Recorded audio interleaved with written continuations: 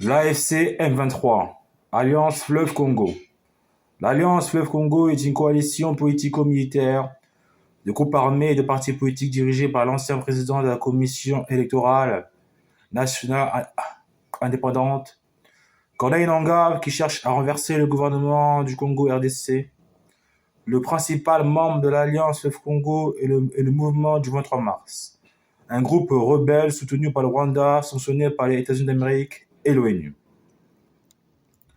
Corneille Nangaa, coordonnateur du groupe et précédemment directeur de la Commission électorale nationale indépendante de la RDC de 2015 à 2021.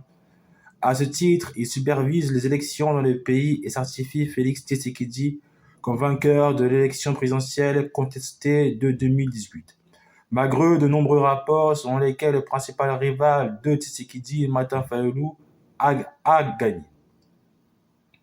En février 2023, il annonce la création d'un nouveau parti politique, l'Action pour la dignité du Congo et de son peuple, ADCP, dont le programme est axé sur la transformation de la RDC en un pays d'affaires et prévoit de présenter des candidats à tout le niveau pour les élections législatives, provinciales et municipales de 2023, y compris de se présenter lui-même à l'élection présidentielle. Il s'engage ensuite dans une dispute publique avec Tshisekedi au sujet des prétendues ententes en coulisses liées au vote de 2018. Et en août 2023, s'exile du pays, estimant que sa sécurité n'y est plus garantie. Le 15 décembre 2023, soit 5 jours avant les élections de 2023, Nangaa signe un accord à Nairobi au Kenya avec le M23 et 9 autres groupes armés, formant une nouvelle alliance politico-militaire visant à réaliser l'unité nationale et la stabilité en RDC, Congo. Nangaa critique l'incapacité du gouvernement à maintenir l'autorité, promettant de rétablir la stabilité et de créer un environnement économique plus adapté.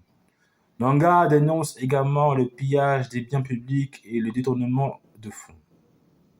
Le M23 qualifie la nouvelle alliance de plateforme pour la paix, tandis que le parti au pouvoir la qualifie de sorte de rébellion. Le gouvernement kenyan se distancie des actions de Nangaa, mais rejette la demande de la RDC d'arrêter les figures de l'opposition au nom de la liberté d'expression.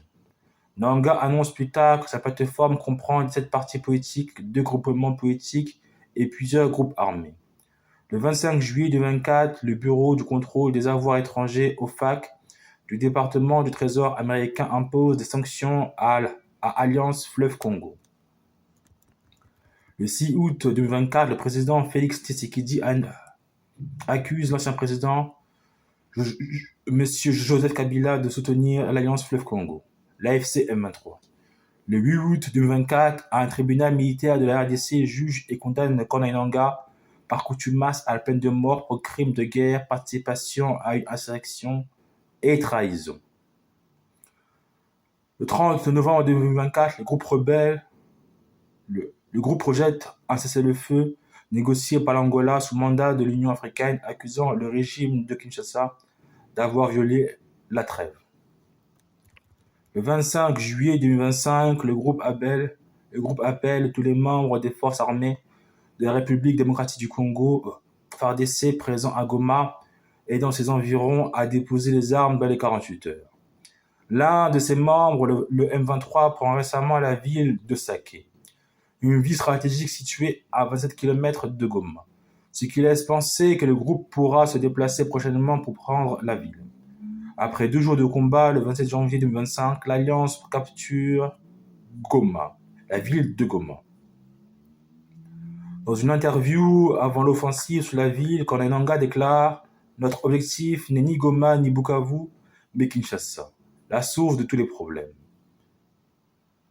En février 2025, Lawrence Kanyakuna Kingston, chef du département de la communication, poste et médias de l'AFC Fleuve Congo, avec un rôle de conseiller diplomatique et porte-parole du M23, est sanctionné par le département du Trésor des États-Unis d'Amérique pour son activité de déstabilisation du Congo RDC. 2 de ces entreprises sont aussi sujettes à sanctions.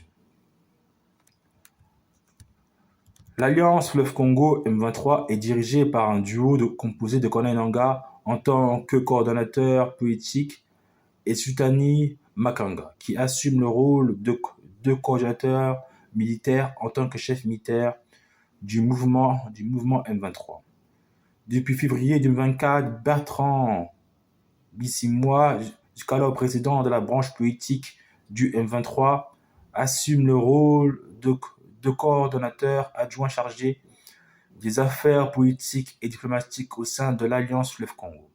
Malgré ce changement, il a continué à exercer des fonctions décisionnelles en tant que président du M23, notamment en nommant des représentants du mouvement dans la diaspora. Le M23 est présenté comme la principale composante de l'Alliance Fleuve Congo par l'Alliance. En juin 2024, un rapport des Nations Unies a dévoilé la structure hiérarchique et les relations de commandement au sein de l'Alliance Fleuve Congo du M23 et des autorités rwandaises. Le général Makanga, à la tête du M23, reçoit des instructions et un soutien logistique des forces rwandaises de défense et des services de renseignement rwandais. Kanainanga coordonne ses opérations avec le M23, nécessitant l'autorisation de Makanga pour les mener à bien. Le rapport met également en lumière les activités conjointes de la coalition AFC M23, notamment des campagnes de recrutement auprès des groupes armés locaux dans les provinces de l'Ituri, du Nord Kivu et du Sud Kivu. Ces campagnes visent à promouvoir ces coalitions, recruter de nouveaux membres et mettre en place des administrations parallèles dans les territoires nouvellement conquis. En septembre 2025, l'AFC M23 organise une réunion à Goma visant à instaurer une gouvernance politique et financière en RDC. Kanainanga et l'AFC M23.